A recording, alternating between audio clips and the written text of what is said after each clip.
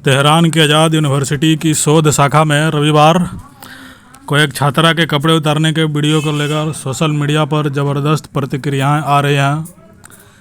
इस छात्रा ने ऐसा क्यों किया, इसका कारण जो भी हो, लेकिन विपक्ष का कहना है कि उसने ऐसा ज़बरदस्ती हिजाब पहनने के नियमों के विरोध में किया है। वहीं आज़ाद यूनिवर्सिटी के अधिकारियों ने छात्रा को हिरासत में लेकर मानसिक स्वास्थ्य अस्पताल भेज दिया है।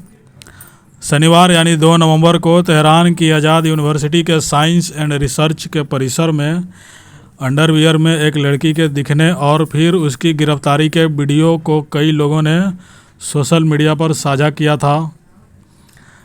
कई लोग ये भी मान रहे हैं कि यह प्रदर्शनकारी महिलाओं से निपटने के लिए ईरानी शासन को सख्त रवैया जो अपना रहा है, ये उसी से जुड़ा एक और मामला है।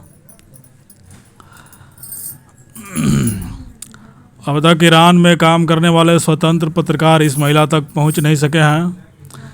इस छात्रा के समर्थन में सोशल मीडिया पर research science girl hashtag trend कर रहा है। कई लोग इस छात्रा की पहचान जाहिर करने और इसे रिहा करने की मांग कर रहे हैं। इस छात्रा का समर्थन करने वाले लोगों का मानना है कि उसने कपड़े उतारकर और सिर्फ अंडरवियर पहनकर चहलकदमी करके ज़बरदस्ती हिजाब थोपे जाने का विरोध किया है। ईरानी छात्रा के इस कदम को क्रांतिकारी तक बताया जा रहा है। ऑनलाइन प्लेटफॉर्म पर छात्रा का समर्थन कर रहे लोग एक चश्मदीद के हवाले से बता रहे हैं कि इस छात्रा ने कपड़े उतारते वक्त अन्य छात्रों से कहा था, मैं तुम सबको बचाने आई हूँ।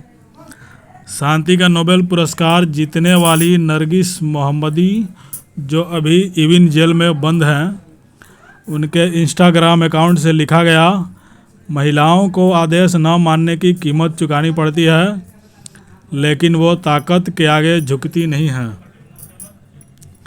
इस अकाउंट में लिखा गया है, यूनिवर्सिटी में प्रदर्शन कर रही छात्रा का शरीर विद्रोह का प्रतीक है। ये गुस्से और विद्रोह की तीव्रता का भी प्रतीक है। वहीं अभिनेत्री कतायुन रिहाई और पेंटिया बहराम ने भी अपने इंस्टाग्राम अकाउंट पर इस छात्रा का समर्थन किया है।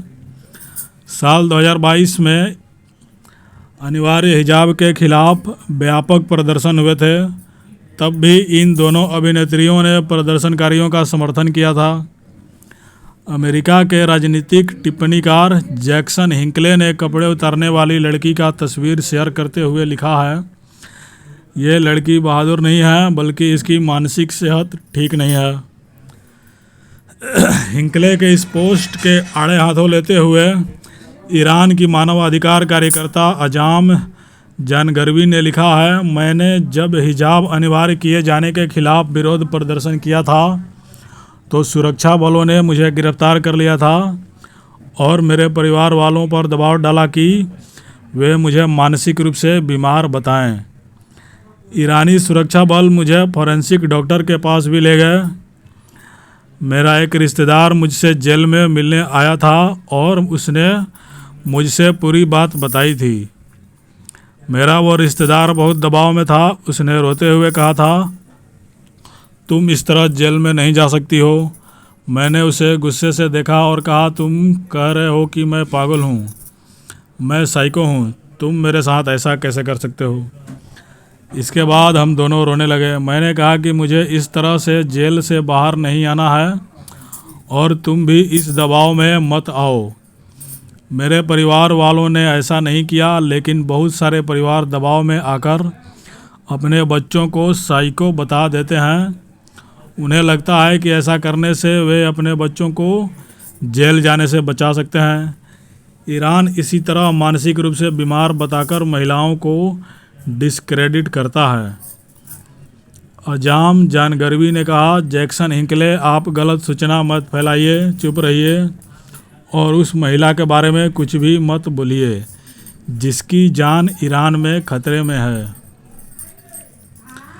ईरान रिफॉर्म फ्रंट के प्रमुख अजहर मंसूरी ने लिखा, हमारी एक बेटी ने हैरान कर दिया है। मुझे इस बात में कोई शक नहीं है कि पुलिस के जरिए सख्ती और नकारात्मकता के सभी प्रयास नाकाम हो गए हैं। साल 2023 में हिजाब न पहनने की वजह से हिरासत में ली गई और फिर दंडित की गई रोया हसमती ने hashtag doctor of science and research के साथ लिखा है, हमारी प्यारी बहन रसातल के इस अंधेरे दौर में गर्व और विद्रोह की वे मशाल जला रही है जिसका मुंह तुमने खोल दिया है। विद्रोह के गायक और पूर्वी कैदी महदी यार रही ने हिजाब के खिलाफ लिखे गए अपने विद्रोही गीत जीवन का गीत को ट्वीट करते हुए इसी हैशटैग के साथ लिखा है, महिलाओं की आवाज़ में दम है।